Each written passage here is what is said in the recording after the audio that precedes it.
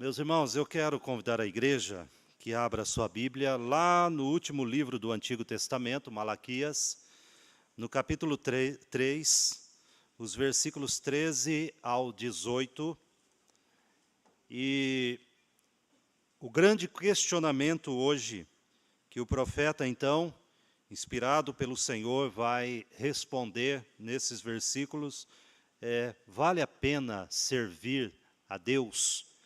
Esse é o questionamento desses versículos e a resposta, então, de Deus ao povo, àqueles que estavam questionando se de fato valia a pena servir a Deus. Certamente esse questionamento é muito válido também nos nossos dias, quando talvez em algum momento da nossa vida, ou quem sabe em muitos momentos dela, nós possamos questionar: será que vale de fato apenas servir a Deus, ser fiel, fazer aquilo que o Senhor nos ordena fazer? Então vamos dar uma olhada aqui no texto. Malaquias 3, versículos 13 ao 18. Diz assim a palavra de Deus: as vossas palavras foram duras para mim, diz o Senhor. Mas vós dizeis: que temos falado contra ti? Vós dizeis: inútil é servir a Deus. Que nos aproveitou termos cuidado em guardar os seus preceitos e em andar de luto diante do Senhor dos Exércitos? Ora, pois nós reputamos por felizes os soberbos. Também os que cometem impiedade prosperam. Sim, eles tentam ao Senhor e escapam. Então os que temiam ao Senhor falavam uns aos outros. O Senhor atentava e ouvia. Havia um memorial escrito diante dele para os que temem ao Senhor e para os que se lembram do seu nome. Eles serão para mim particular tesouro naquele dia que prepararei, diz o Senhor dos Exércitos. Poupá-los-ei como um homem poupa seu filho que o serve. Então vereis outra vez a diferença entre o justo e o perverso, entre o que serve a Deus e o que não o serve. Amém. Vamos orar de novo? Querido Deus, nós lemos a Tua palavra, ouvimos e pedimos, Pai, em nome de Jesus, que esta palavra do Senhor, escrita pelo Teu servo lá no passado, inspirada pelo Teu Espírito, seja agora aplicada aos nossos corações. Assim nós oramos em nome de Jesus. Amém, Senhor. Amém. Bom, nós temos visto que os judeus levantaram uma série de questionamentos ou argumentações contra Deus. Eles começaram falando, então, a questão, lá no capítulo 1, sobre o amor de Deus. A questão de que, será que Deus nos ama de verdade? Esse foi o questionamento daquelas pessoas. E o profeta levanta que é exatamente o contrário. Na verdade, o que havia esfriado não era o amor de Deus, mas o amor deles por Deus. Depois eles questionam a questão do nome de Deus. E eles estavam levando de qualquer maneira este nome de Deus. Depois há um questionamento aqui acerca dos ensinamentos de Deus sobre o divórcio e o casamento. E novamente o Senhor expõe para eles como eles estavam falhando naquela área. Depois eles questionam a justiça de Deus, as ofertas para Deus, e finalmente, aqui, eles vão então questionar o serviço a Deus. Vale a pena servir a Deus? E esse texto, então, ele vai levantar aqui a diferença entre o perverso e o justo, o injusto e aquele que teme a Deus. Essas são as diferenças que o profeta, então, vai levantar. Trazendo, então, algumas questões aqui do texto. Primeiro, ele vai abordar a aparente alegria dos ímpios. Parece que os ímpios prosperam. Parece que do lado de cada sepultura, nós encontramos, então, muitos perversos, muitos daqueles que não temem a Deus, prosperando, sendo felizes. Parece que os justos, pelo contrário, muitos deles são afligidos.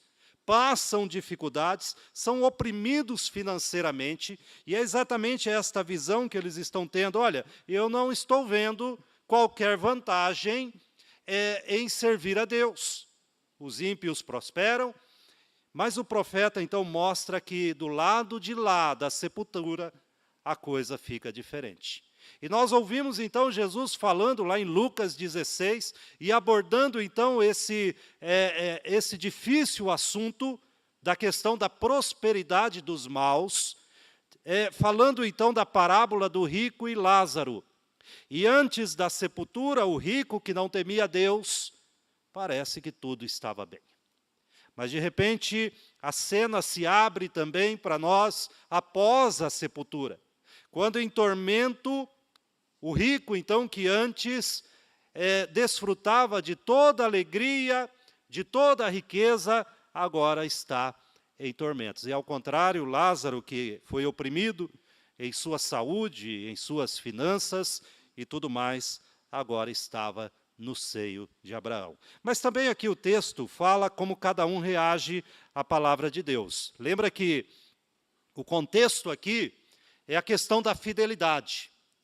Nós encontramos no capítulo 3, os versículos 10 em diante, o profeta aqui abordando a questão dos dízimos e das ofertas.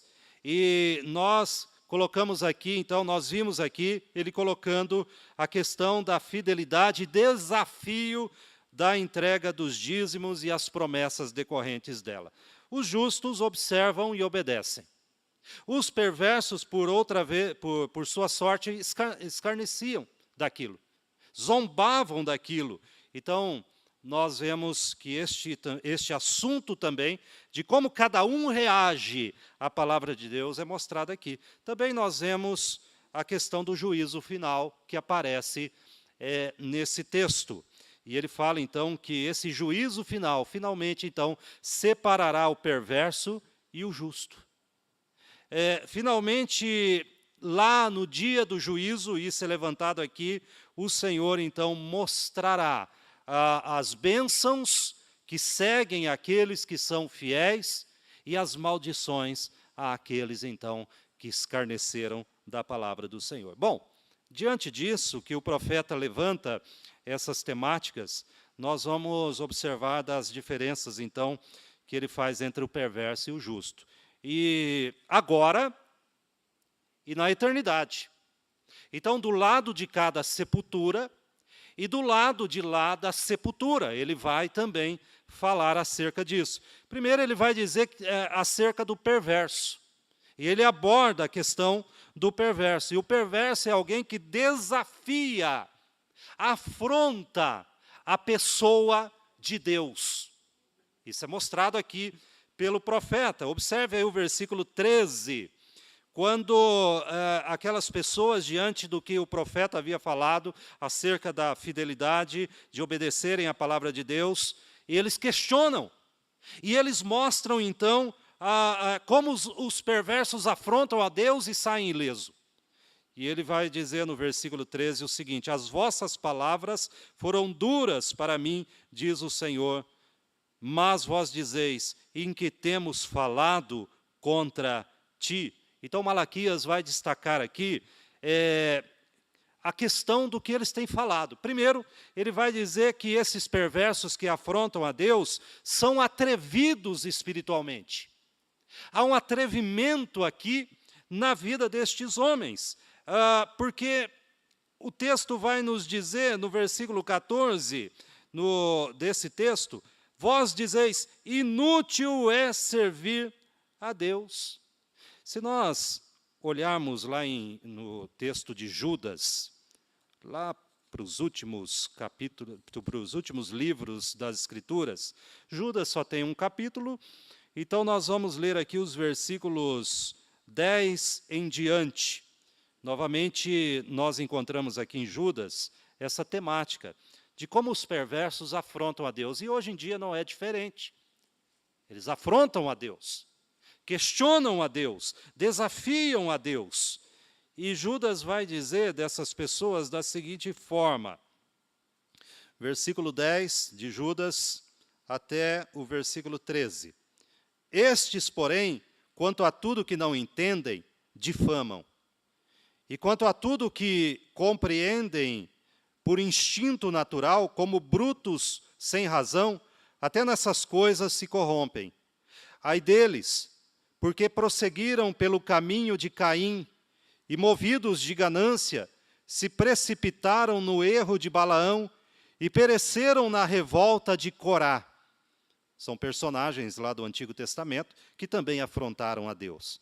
Estes homens são como rochas submersas em vossas festas de fraternidade, banqueteando-se juntos sem qualquer recato, pastores que a si mesmos se apacentam, nuvens sem água, impelidas pelos ventos, árvores em plena estação dos frutos, destes desprovidas, duplamente mortas, desarraigadas, ondas bravias do mar que espumam as suas próprias sujidades, estrelas errantes para as quais tem sido guardada a negridão das trevas para sempre.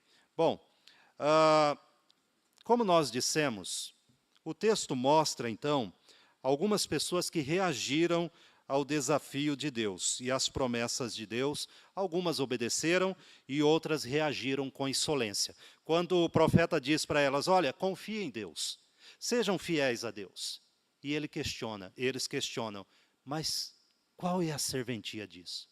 A gente vê as pessoas lá fora, que não têm preocupação nenhuma com Deus, que vivem a sua vida como querem, que não estão obrigadas pelas Escrituras, como se falassem coisas assim, a fazerem nada. Elas não fazem nada. E elas prosperam. Você quer, como se ele falasse para Malaquias, eles falassem para Malaquias, quer também que a gente seja fiel? Para quê? Para que ser fiel? E esse grupo, então, nega que era verdade o que Deus disse. Quando Deus disse para eles, olha, sejam fiéis, sejam fiéis. Quando ele diz, por exemplo, lá no versículo 10, na segunda parte do versículo, e provai-me nisto, diz o Senhor dos Exércitos, se eu não vos abrir as janelas do céu e não derramar sobre vós bênção sem medida. Eles riram, escarneceram e disseram, pessoas lá fora não fazem isto e são abençoadas. Está de brincadeira comigo? Eu não farei isto. Bom, então aqui nós vimos um atrevimento espiritual. E esse atrevimento espiritual é fruto de um anestesiamento espiritual. Eles estavam anestesiados.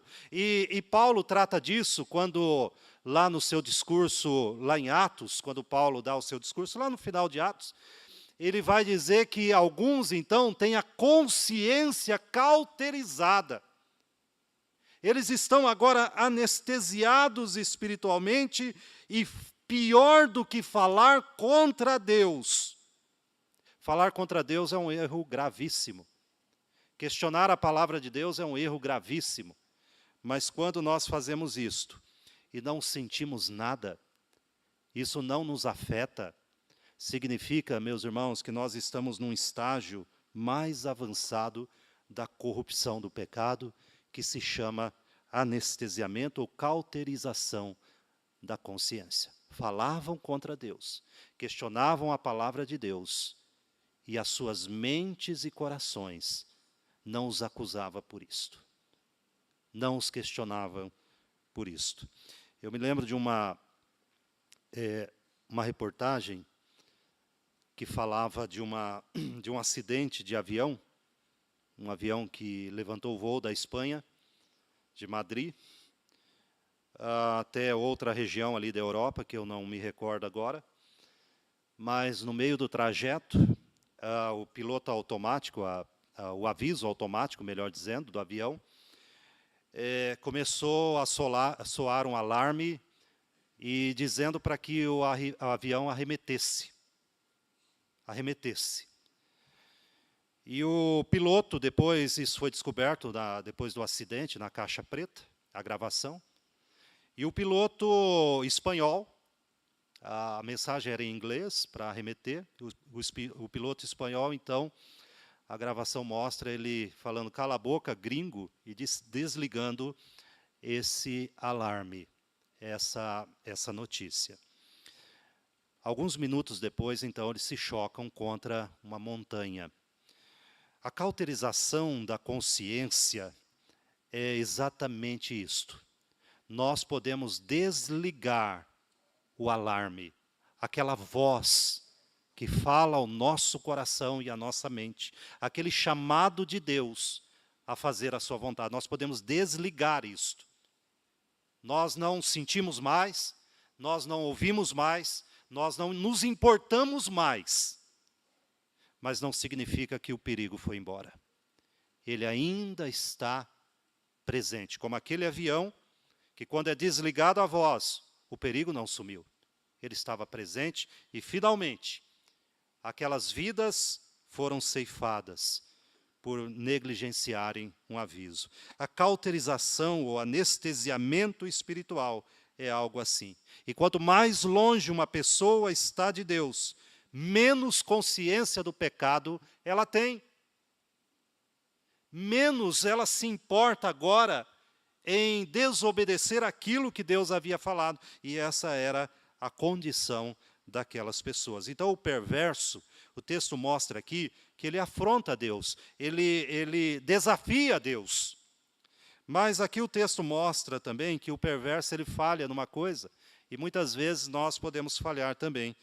O perverso ele não compreende a providência divina. Veja que o que diz o versículo 14 e 15. Dê uma olhada aí no texto, na sua Bíblia. Versículos 14 e 15. Diz o seguinte: vós dizeis, inútil é servir a Deus. Que nos aproveitou termos cuidado em guardar os seus preceitos e andar de luto diante do Senhor dos Exércitos? Ora, pois nós reputamos por felizes os soberbos. Também os que cometem impiedade prosperam. Sim, eles tentam ao Senhor e escapam. Veja que esse texto nos mostra uma coisa muito interessante. Porque os perversos, eles não entendem e não confiam na providência divina. Mas o perverso é uma pessoa iludida. O sem Deus é uma pessoa iludida. Por quê? Porque o pecado rouba o nosso bom senso. Rouba o nosso bom senso. E você caminha neste mundo sem bom senso. E é interessante que o texto vai questionar aqui, né? Será que de fato é inútil servir a Deus? Será que aquelas pessoas que estavam questionando que o perverso ele prospera mesmo, é inútil servir a Deus. Será que é inútil mesmo servir a Deus? É interessante que aparece uma palavra aqui no versículo 14. Se você observar, o texto diz assim, vós dizeis. Então o que eles estavam dizendo? O que aquelas pessoas da época de Malaquias estavam dizendo em seus corações? Elas estavam dizendo, inútil é servir a Deus. Que proveito temos, que nos aproveitou, melhor dizendo, termos cuidado em guardar os seus preceitos e andar de luto.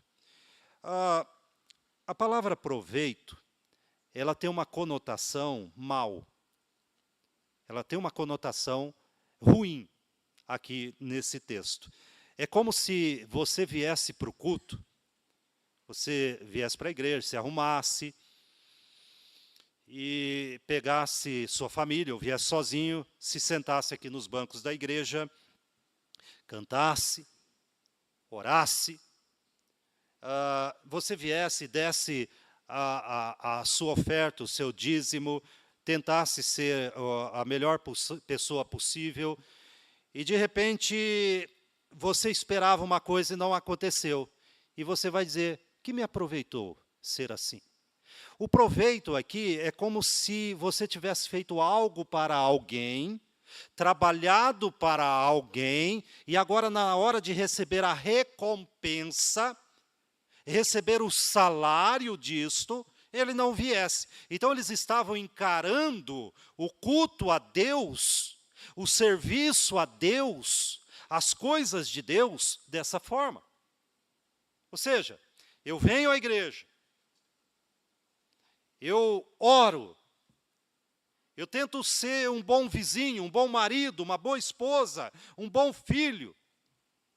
Eu tento levar as minhas coisas da melhor forma possível. E agora, cadê o meu? É como aquele rapaz, lá da parábola do filho perdido, que falou isso para o pai. Olha, eu trabalho para o Senhor. Eu trabalho muito tempo para o Senhor. E Jesus estava apontando isso para os fariseus. Aquele rapaz ali era a personificação dos fariseus, que também diante de Deus estavam fazendo igual esse povo aqui. Eu vou ao culto, eu faço isso. Cadê o meu? E o profeta então, ele vai dizer, olha, será que é inútil, de fato, servir a Deus? Servir a Deus dessa forma, de fato, é inútil. Por quê? Porque o que se estava buscando ali é a sua glória própria, e não a glória de Deus. Os que estava se buscando ali eram os favores de Deus, e não a Deus, a companhia de Deus, a graça de Deus, a misericórdia de Deus, o perdão de Deus. A religião para eles, o culto para eles, era um negócio, uma barganha. Eles queriam vantagens na sua vida, e não Deus. Eu creio que essa acusação que Malaquias faz é muito próxima do que nós vemos nos dias de hoje. Talvez essas palavras não sejam ditas em alto e bom tom, mas elas estão arraigadas em muitos corações, em muitas vidas, em muitas pessoas aqui. Então, os perversos estavam enganados quanto a eles e quanto a Deus. Havia um engano no seu coração. Na verdade, eles não guardavam nenhum preceito de Deus. Eles não perceberam que eles já haviam quebrado todos em seus corações e em suas mentes. Bom, então, será que é inútil servir a Deus? Ele vai dizer, olha, não há proveito na obediência. Não há proveito na obediência. Esse é o questionamento que eles levantam. Inútil é servir a Deus, que nos aproveitou termos cuidado em guardar os seus preceitos e andar de luto diante do Senhor dos exércitos. Então, nós lembramos de um exemplo positivo dos amigos de Daniel, Sadraque, Mesaque e Abednego. Nós servimos a Deus não pelo que Ele nos dá, mas pelo quem Ele é. Esses rapazes ali, você vai achar a história deles lá em Daniel, eles um dia então, o rei no seu devaneio, o rei Nabucodonosor, mandou construir uma grande estátua em sua homenagem, e disse para todos no seu reino, olha, quando tocar os instrumentos, a banda tocar, todo mundo tem que se ajoelhar diante da minha estátua. E ele foi informado, alguém delatou, que 3 rapazes não haviam se dobrado diante daquela estátua. E lá em Daniel, capítulo 3, versículos 17 e 18, quando o rei chama, então, esses rapazes para se explicarem, e ele estava muito irado, o texto diz assim, a resposta deles ao rei Nabucodonosor: se o nosso Deus, a quem servimos, quer livrar-nos, ele nos livrará da fornalha de fogo ardente e das tuas mãos, ó rei. Se não, fica sabendo, ó rei, que não serviremos a teus deuses, nem adoraremos a imagem de ouro que levantaste. Isso aqui é um exemplo para nós, que esses rapazes estavam dispostos a irem até as últimas consequências para servirem a Deus. Não importava se o rei tirasse a vida deles. Não importava. Não importava. porque eles sabiam que do lado de lá da sepultura, eles seriam mais do que vencedores. Mas nós achamos também na Bíblia um exemplo negativo, lá em Atos. Nós encontramos um casal, lá em Atos 6, que queria passar a perna no apóstolo Pedro. E todo mundo estava dando oferta na igreja e eles combinaram, não, nós não vamos ficar para trás. Vamos dar uma oferta generosa na igreja e todos vão nos olhar com bons olhos. E eles entraram no acordo, venderam lá uma propriedade e decidiram dar um pouco daquele dinheiro, dizendo que havia dado tudo. E Deus então fala a Pedro e diz, olha, esse casal está em pecado. E nós conhecemos a história, e Pedro questiona-os, dizendo, olha, vocês, se tivesse dado a parte, que problemas teria? Estava nas suas mãos, ou dar tudo, ou dar metade, ou não dar nada. Mas vocês mentiram ao Espírito Santo.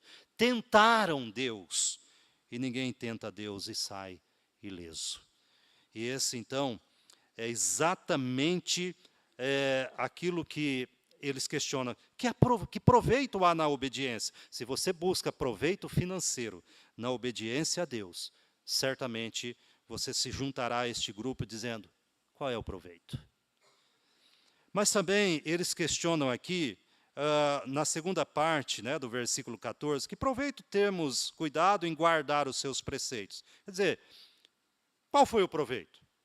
E depois, que proveito tivemos em andar de luto diante do Senhor dos Exércitos? E aquelas vezes que nós choramos na igreja, a gente foi lá, se quebrantou, chorou na hora da oração, na hora dos cânticos, nós oramos e choramos. Que proveito então foi isso? Qual foi o proveito de andar de luto diante do Senhor? O quebrantamento. Eu pensei que aquele choro que comoveu as pessoas deveria ter comovido Deus também. Então quer dizer que não valeu nada? Esse foi o questionamento que eles levantaram ali, né? Há muitos hoje, então, que fazem exatamente isso, a chamada espiritualidade cênica. Poderíamos também chamá-la de cínica, mas é uma espiritualidade cênica. Ou seja, eu chorei, eu falei mais alto, e agora as pessoas ao meu redor se comoveram. Deus também deve ter se comovido. E o profeta aqui, então, ele traz esse questionamento de alguns, porque Deus não se impressiona com as aparências, mas como a palavra de Deus mesmo nos diz, Ele vê o coração. Ele vê o coração. Nenhuma lágrima derramada, se ela não for de fato algo que vem de um coração adorador diante do nosso Senhor, não impressionará Deus. Ele não será impressionado com isso. Então, o questionamento, é inútil servir a Deus. E a questão é, se for servir a Deus dessa forma, de fato é inútil. Mas servir a Deus nunca será inútil, principalmente do lado de lá da sepultura. Eles levantam outro questionamento, a questão da felicidade dos perversos. Versículo 15.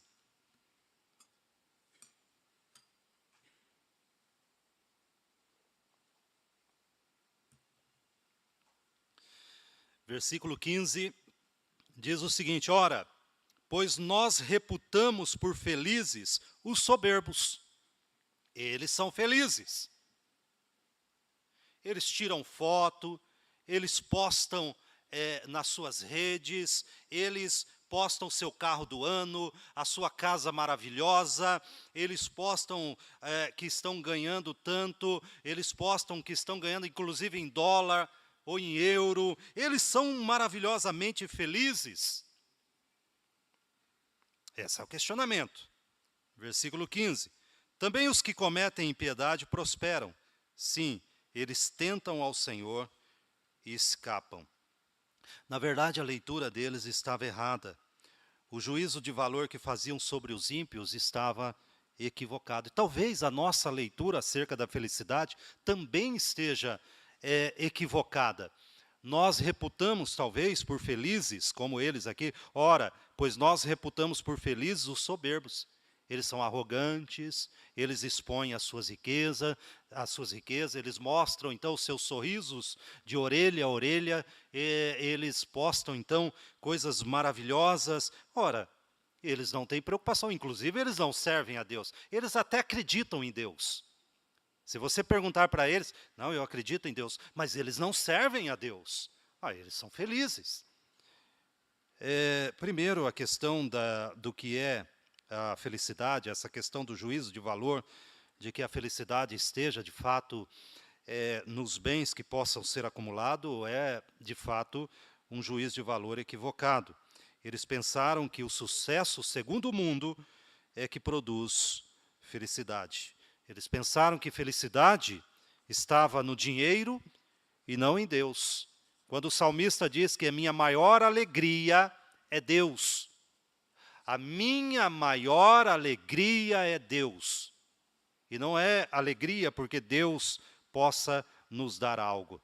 Mas a afirmação de que o perverso é feliz está equivocada por duas razões. Primeiro, nós não podemos sondar o coração do perverso. Talvez tudo aquilo que ele ostente seja apenas uma fachada, um verniz, uma capa, para esconder exatamente o seu coração desesperado, a sua vida amarga e infeliz. Então nós não podemos sondar o coração do perverso para dizer se de fato ali habita a felicidade. Segundo, nós teremos esquecido o futuro. Repito, mesmo que o perverso possa viver num estado transitório de felicidade, esta não sobrevive ao futuro.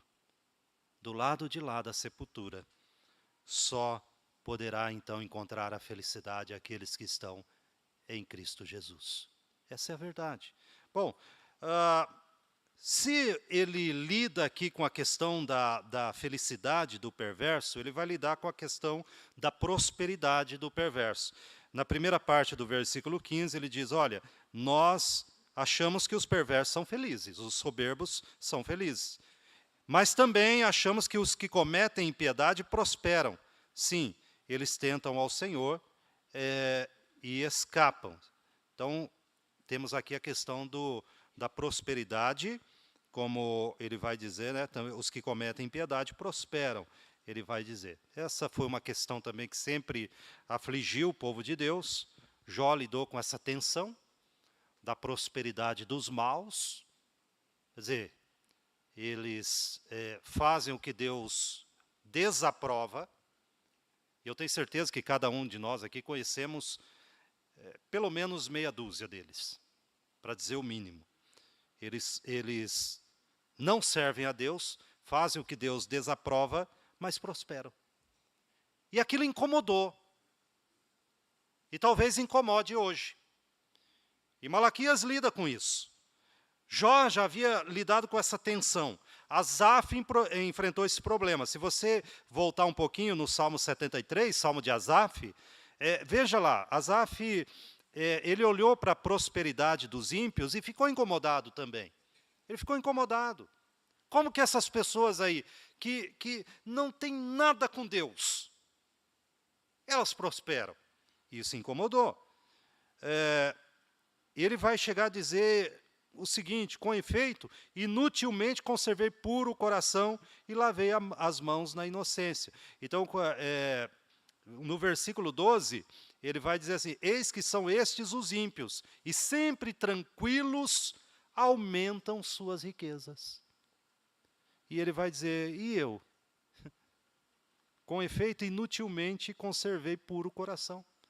De que adiantou eu não me envolver com o sexo oposto, com as coisas que este mundo aprova, não me envolver com tudo isso? O que adiantou eu conservar? Eu lavei as mãos na inocência, eu nunca peguei R$1 de ninguém. O que adiantou? Porque os perversos prosperam. Mas o Salmo, depois chega em casa e dá uma lida nesse Salmo. Dá uma lida. Eu gostaria de lê-lo todinho aqui, mas não vou fazer isso. Chega em casa e leia. Porque no final ele percebe. Ele atenta e percebe. Deus fala ao coração dele: meu filho, deixa eu te explicar uma coisa. Feliz é você.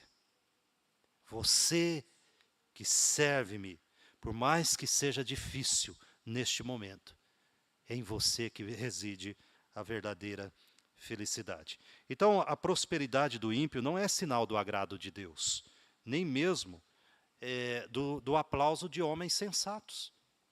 Se você vê o ímpio prosperando, você não deve aplaudir isto. Porque você sabe que a riqueza sem Deus, ela não será bênção finalmente na vida de ninguém.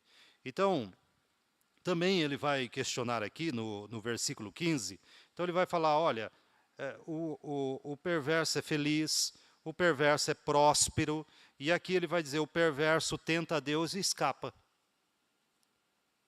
Ele tenta a Deus e não acontece nada. Deus não pesa a mão sobre ele. Deus não se vinga dele. Olha o que ele diz no final do versículo 15. Sim, eles tentam ao Senhor e escapam. Eles tentam ao Senhor e escapam. Parece para a gente, né, meus irmãos, quando a gente fala de juízo de Deus, muitas vezes ele parece tão tardio. A gente, trazendo aqui os exemplos mais extremos, a gente muitas vezes olha para o nosso cenário político, o cenário econômico, não só na nossa pátria, mas de forma geral, o cenário da justiça. E a gente fala, puxa, mas essas pessoas aí, elas fazem tantas coisas erradas, escapam. Parece, como o pessoal costuma falar, né, parece um bagre ensaboado. Vai pegar daqui, escapa. Ninguém consegue pegar essa turma. Eles fazem as coisas à luz do dia e escapam impunes. Era esse questionamento aqui dessas pessoas. O perverso tenta a Deus e escapa. Ele faz as coisas erradas e o juízo de Deus não aparece. O salmista, no Salmo 73, o Salmo de Asaf, né, ele vai também levantar. Parece que Deus está dormindo. Asaf fala isso. Deus está dormindo. Acho que ele pegou no sono. Esse pessoal está aprontando, eu estou vendo, está todo mundo vendo, e Deus não faz nada. Ora, então, o que adianta eu ser honesto? O que adianta eu fazer a vontade de Deus? Esse pessoal faz exatamente o contrário, e Deus não faz nada. Mas lá no final do Salmo 73, Asaf então vai dizer, né, que Deus transtorna o caminho dos ímpios. Não é verdade que o perverso escapa ileso. Isso aqui também não era verdade. A queda de Adão, o dilúvio, Sodoma e Gomorra, o cativeiro de Israel e tantos outros exemplos mostram que Deus, então, exerce justiça e pune o perverso. Às vezes, não é no tempo que nós gostaríamos. Às vezes, nem mesmo da forma que nós gostaríamos. Mas essas pessoas estavam equivocadas. Deus, sim, faz justiça. Não deixa impune aqueles que o afrontam. Deus, primeiramente. É interessante que, quando a gente pega lá Romanos capítulo 1, sabe, a primeira forma de Deus castigar o ímpio é deixá-lo aos seus próprios pensamentos. É o que diz lá em Romanos 1, nos versículos 24, 26 e 28, quando vai dizer, Deus os entregou, Deus entrega essas pessoas aos seus próprios pensamentos. É o primeiro juízo de Deus. E ali ele fala sobre a homossexualidade, e a primeira punição é Deus deixá-los. Deus deixa, entrega. Quer ir? Vai. Vai. É o primeiro juízo de Deus. E as pessoas vão alegremente achando que escaparam impunes, mas não percebem que ali já está o juízo de Deus. Ele as entrega. O juízo de Deus, meus irmãos, ele é inevitável e ele é justo. Lá em Mateus capítulo 4, versículo 1, diz o seguinte: pois eis que vem o dia e arde como fornalha todos os soberbos, e todos os que cometem perversidade serão como restolho. O dia que vem os abrasará, diz o Senhor dos Exércitos, de sorte que não lhes deixará nem raiz, nem ramo. Eis que vem o dia. E nós, como cristãos, nós precisamos colocar a nossa esperança nisso. Se você vê a prosperidade, a felicidade do perverso, talvez você possa pensar, Deus falhou. Mas quando você olha para a palavra de Deus, certamente, cada um desses juízos serão executados. Aqui ele passa a falar do justo, no versículo 16. Veja só, então, do versículo 13 ao 15, ele fala acerca dos perversos. E ele levanta algumas questões dos perversos, como nós falamos, né? A questão da inutilidade no serviço a Deus, e a prosperidade, a felicidade do perverso em relação a Deus. Aqui ele passa a falar, então, do justo. E o justo tem uma relação certa com Deus, mesmo nas adversidades. Veja aí o versículo 16. Ele vai dizer o seguinte: então os que temiam ao Senhor falavam uns aos outros. O Senhor atentava e ouvia. Havia um memorial escrito diante dele para os que temem ao Senhor e para os que se lembram do seu nome. Então, o profeta aqui destaca algumas verdades nesse versículo, nesse texto. Primeiro, o justo é alguém sincero. É alguém sincero. Veja que na primeira parte do versículo diz assim: então os que temiam ao Senhor, o justo tem reverência por Deus. Eles temem ao Senhor. Não importa se ele vê ou não o perverso prosperando, não importa se ele mesmo está sendo oprimido por alguma questão, ele teme a Deus, ele teme ao Senhor, ele é conhecido por isso, eles são leais, eles são verdadeiros em sua fé. É interessante que o temor do Senhor, o temor a Deus, é uma fonte secreta que está só no coração do justo. Só no coração do justo. O ímpio não entende isso, o revoltoso não entende isto, porque ele é uma fonte que alimenta a fé do justo. Ele teme ao Senhor, este é o poder íntimo de uma vida santa. O temor do Senhor, como diz a palavra de Deus, o temor do Senhor é o princípio da sabedoria, é o freio que segura o homem de cair nas malhas do pecado. Por que você e eu, ao temermos a Deus, nós não fazemos concessão com o mundo? Porque é o temor do Senhor que coloca um freio na gente, coloca um freio em nós, para que a gente não descambe. Caso contrário, nós não teríamos chance. É o temor do Senhor que é um antídoto contra o mal. Quando a gente olha o mal, como Asaf fez, e Asaf foi sincero ao escrever o seu Salmo 73, dizendo: Senhor, eu olhei tudo isso, eu fiquei abalado, a minha fé se abalou. Mas veja que Asaf, no final, ele vai falar exatamente sobre isso. Ele fala: olha, o que me fez refrear e não ir neste caminho foi o temor do Senhor. O temor do Senhor é como um remédio, um antídoto contra o veneno do mal nas nossas vidas. Por que nós não imitamos o mal? Porque nós tememos a Deus. Por que nós não vamos pelo caminho mais fácil do mal? Porque nós entendemos que não foi o caminho que Deus apontou para nós. Percebam então, meus irmãos, que aqueles que temem a Deus não temem aos homens. Não temem aos homens, eles não se rendem ao pecado, eles não põem jamais o seu pescoço na coleira de Satanás. Jamais, porque eles temem a Deus.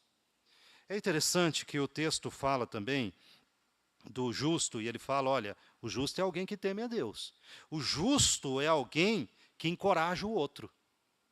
Perceba isso, olha só.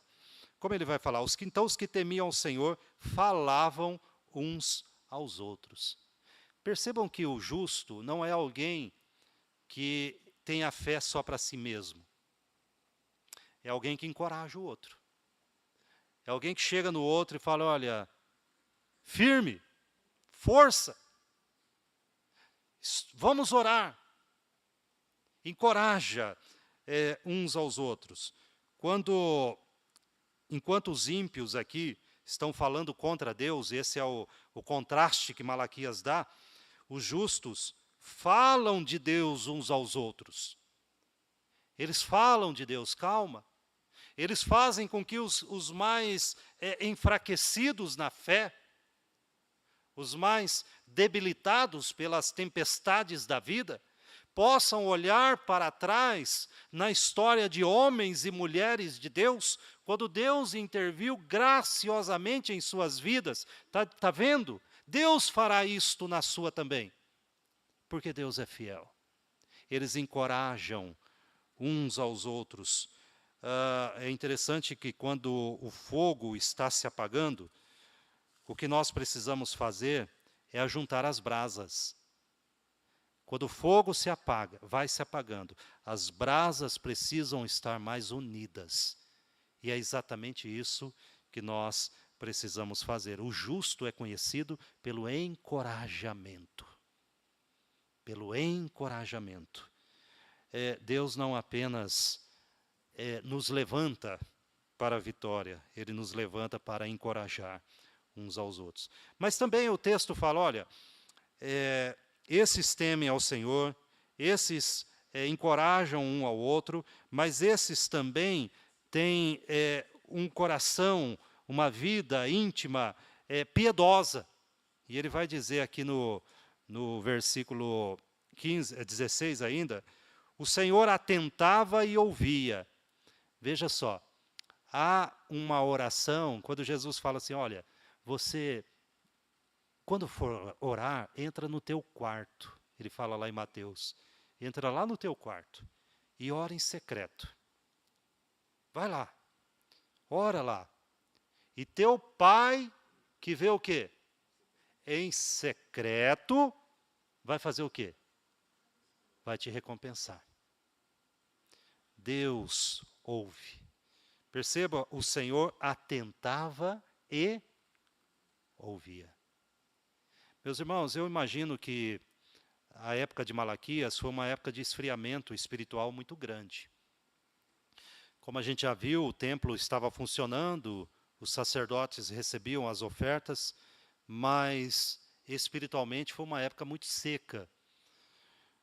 Mas havia pessoas aqui que eram fiéis, que temiam a Deus, encorajavam aos outros. Certamente, pessoas dizendo, e a igreja para quê? Obedecer a palavra de Deus para quê? Ser fiel a Deus para quê?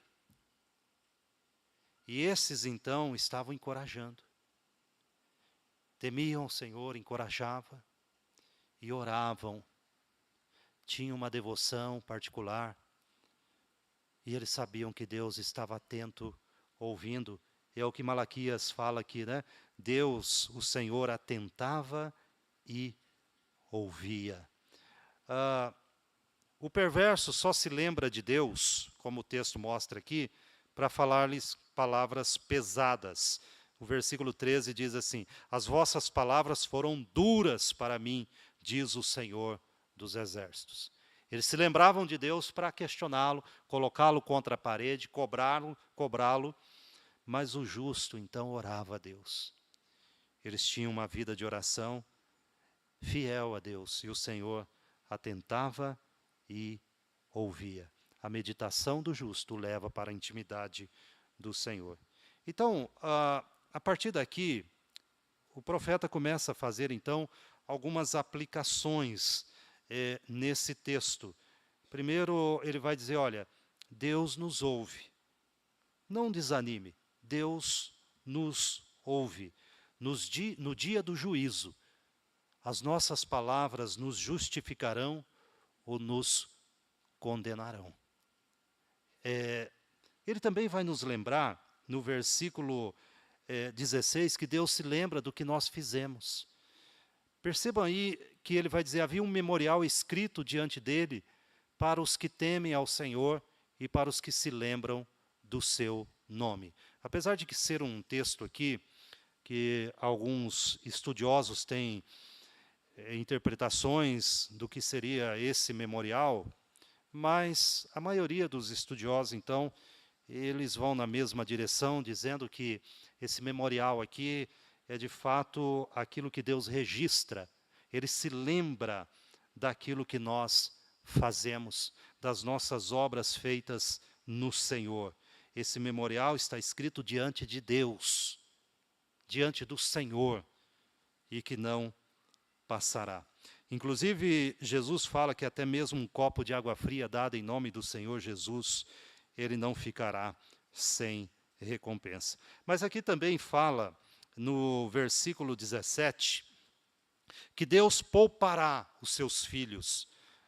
Eles serão para mim em particular tesouro naquele dia que prepararei, diz o Senhor dos Exércitos. Naquele dia, ele está falando do dia do juízo, poupá-los-ei, como o homem poupa seu filho que o serve. Se nós que somos maus, sabemos e amamos os nossos filhos e damos boas dádivas a eles, quanto mais Deus, então, certamente o fará, como é lembrado, então, na palavra de Deus. O salmista, no Salmo 103, versículo 13, nos diz assim, como um pai se compadece dos seus filhos, assim o Senhor se compadece dos que o temem. Enquanto os perversos aqui são vistos como restolhos lançados na fornalha, os justos são vistos, então, como um novo povo, que terão um novo corpo e uma nova pátria. Como Apocalipse 21, versículo 4 nos diz, eles reinarão com Cristo.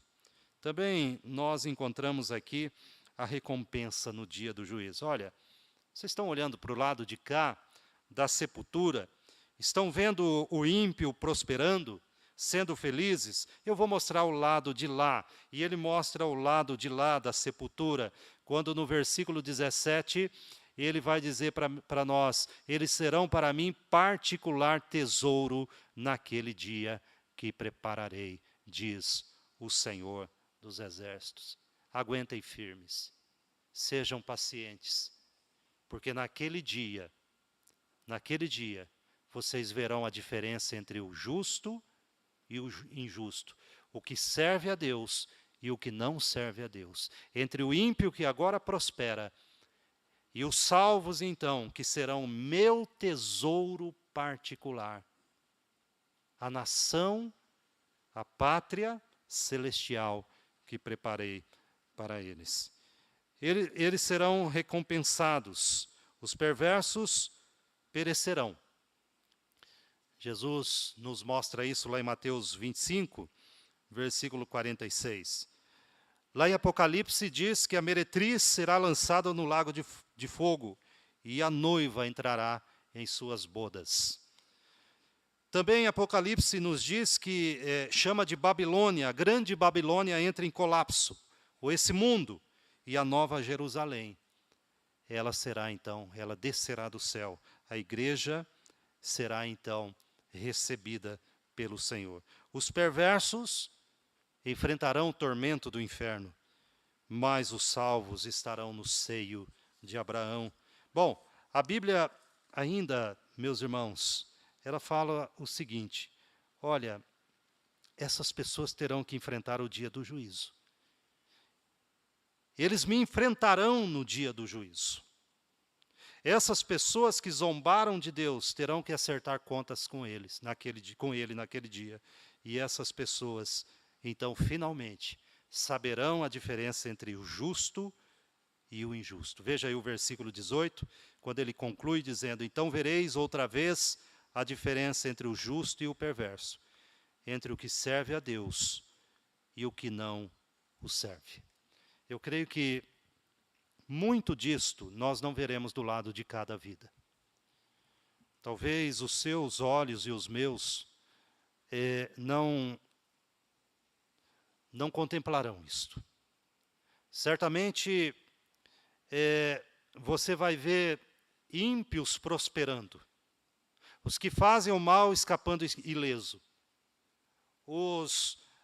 aqueles que lesam a pátria sendo honrado, aqueles que zombam de Deus, nada lhes acontece. Tem saúde em seus corpos e dinheiro em suas contas. Mas o que o profeta nos chama a atenção aqui, nesta mensagem de Deus para nós, o povo de Deus, é que chegará um dia que nós veremos essa diferença. É que chegará um dia em que essa diferença estará presente entre o justo e o perverso, entre o que serve a Deus e o que não o serve. E eu quero me dirigir a você, já concluindo aqui esse sermão, nesta noite, em duas situações. Primeiro, talvez você esteja exatamente como essas pessoas aqui. Será que vale a pena? Será que vale a pena abrir mão de tantas coisas deste mundo? Você jovem, todo mundo faz, tantas coisas, tantas oportunidades que este mundo me dá. Será que vale a pena de fato? Isso tem algum sentido? Eu dizer não para isso, para dizer sim para Deus? Será que isso de fato vai valer a pena? Será que eu não estarei equivocado? Eu creio que essa mensagem é para você nesta noite. O texto, a palavra de Deus está dizendo sim.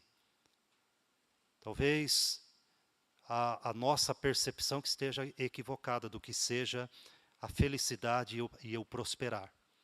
Mas o profeta está nos dizendo a verdadeira felicidade, o verdadeiro próspero é aquele que obedece a Deus. Vale a pena. Talvez você esteja aqui nesta noite na situação de que você se encaixe que tem andado neste mundo e não tem feito caso das palavras de Deus. Talvez você possa ser encaixado nesta noite como o perverso, dito aqui no texto. Só querem saber daquilo que lhes dá alegria momentânea, daquilo que lhes possa engordar a sua conta bancária. Talvez você tenha zombado de Deus com as suas atitudes, palavras e pensamentos. E essa palavra, nesta noite, é para você também. Em fazer um concerto com Deus. Em buscar o perdão de Deus. Quando a palavra de Deus nos diz que Jesus Cristo, de fato, é esta reconciliação. É nele que o homem é reconciliado.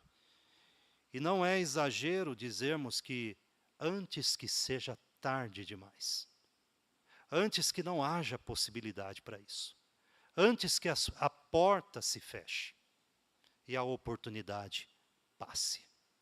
Então faça esse compromisso, não ande mais um minuto sequer, um segundo sequer, sem que você tenha certeza de que você se reconciliou com Deus em Cristo Jesus.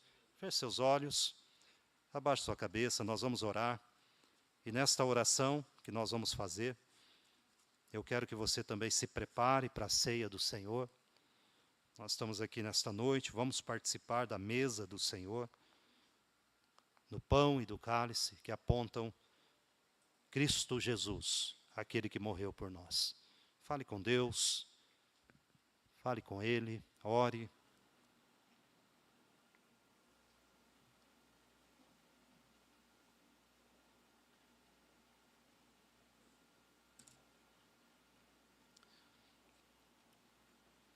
Enquanto nós estamos em oração, convido aqui o presbítero Rideá, que ele vai nos elevar em oração, nos preparando também para o momento da ceia.